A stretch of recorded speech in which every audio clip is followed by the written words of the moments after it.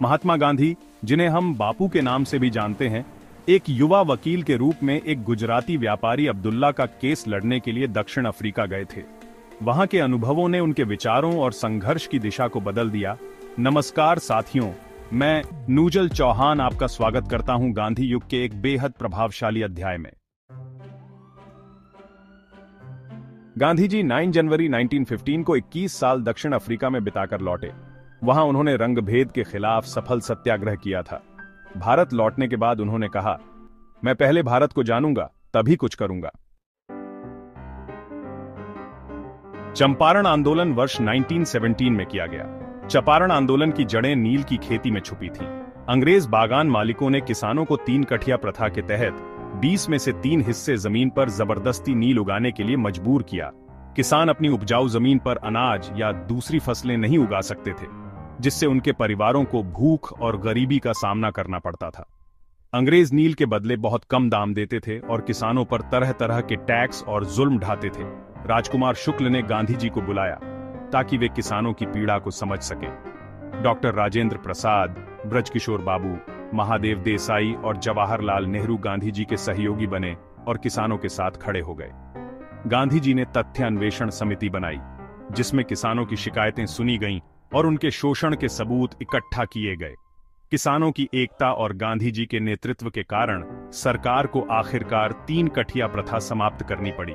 किसानों को नील की जगह अपनी पसंद की फसलें उगाने की आजादी मिली। यह भारत में गांधी जी का पहला सत्याग्रह था, जिसने किसानों को न्याय दिलाया और आजादी की लड़ाई को नई दिशा दी। इस आंदोलन की सफलता के बाद रविंद्रनाथ टैगोर ने गांधी जी को महात्मा कहकर पुकारा। वर्ष 1918 खड़ा सत्याग्रह। खेड़ा में सूखा पड़ा, फसल बर्बाद हुई, फिर भी सरकार लगान मांग रही थी। गांधी जी, सरदार पटेल और रविशंकर महाराज ने नेतृत्व किया। सत्याग्रह और कर न देने की नीति अपनाई गई। सरकार को झुकना पड़ा और कर माफ करना पड़ा। जनता को विश्वास हुआ कि अहिंसा से भी विजय मिल सकती है। वर्ष 1918 अहमदाबाद के मिल मजदूर प्लेग बोनस की मांग कर रहे थे। गांधी जी ने अनशन कर आंदोलन को मजबूती दी। पहली बार अनशन को राजनीतिक हथियार के रूप में प्रयोग किया गया। मजदूरी बढ़ी और मजदूरों का भरोसा गांधी जी में भी बढ़ा। तारीख 13 अप्रैल 1919 जलियांवाला बाग हत्याकांड। अब इतिहास की उस काली तारीख पर चलते हैं जहां बैसाखी का उत्सव मातम में बदल गया। 13 अप्रैल 1919 अमृतसर हजारों लोग रॉलेट एक्ट के खिलाफ शांतिपूर्ण सभा कर रहे थे। जनरल डायर ने बाग के दरवाजे बंद करवाकर बिना चेतावनी 1650 गोलियां चलवाईं। सरकारी आंकड़ों के मुताबिक 369 की मौत हुई, लेकिन वास्तव में 1000 से ज्यादा लोग शहीद हुए। बाग चारों ओर से बंद था, लोग न भाग सके, कई तो कुएं में कूदकर जान बचाना चाहते थे। ब्रिटिश सरकार ने डायर को हीरो कहा, पर भारत में गुस्सा उबल पड़ा। रविंद्रनाथ टैगोर ने नाइटहुड का खिताब लौटा दिया। महात्मा गांधी ने केसरे हिंद की उपाधि लौटा दी।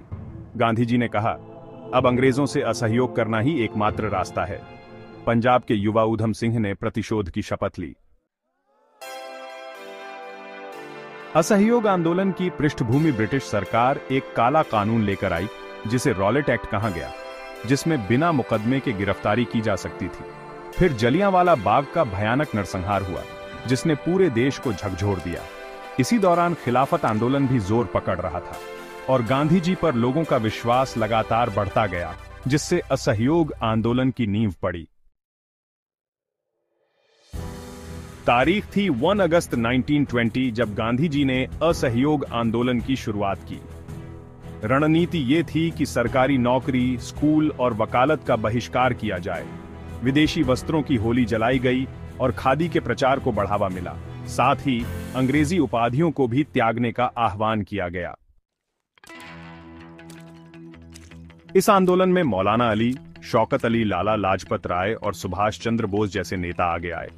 लाखों छात्रों ने अपने स्कूल छोड़ दिए और वकीलों ने कोर्ट जाना बंद कर दिया। महिलाएं भी खादी और चरखे से जुड़ गईं, जिससे आंदोलन को एक नया रूप मिला। तो जन जागरण हुआ, गांधी जी राष्ट्रपिता बनकर उभरे और देशव्यापी अहिंसक संघर्ष शुरू हुआ। तारीख थी 4 फरवरी 1922 यूपी के गोरखपुर जिले के चौरी चौरा कस्बे में एक जुलूस पर पुलिस ने लाठीचार्ज किया। क्रोधित भीड़ ने थाने को आग लगा दी और 23 पुलिसकर्मी मारे गए। इस समय महात्मा गांधी गुजरात के बारडोली में थे। उन्होंने कहा, जनता अभी अहिंसा के स्तर तक नहीं पहुंची है, और फिर 12 फरवरी 1922 को आंदोलन वापसी की घोषणा कर दी।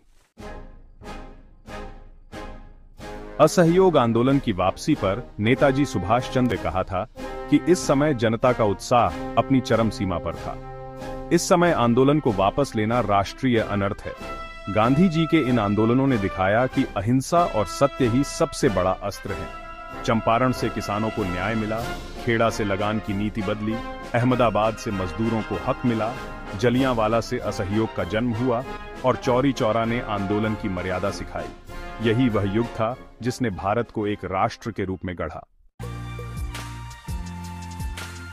अगर यह ऐतिहासिक विश्लेषण पसंद आया हो तो सब्सक्राइब करें जीके बाय न्यूजल चौहान सर चैनल को, लाइक करें और शेयर करें अपने सभी साथियों के साथ। मिलते हैं अगले वीडियो में एक नई ऐतिहासिक यात्रा के साथ। जय हिंद, वंदे मातरम।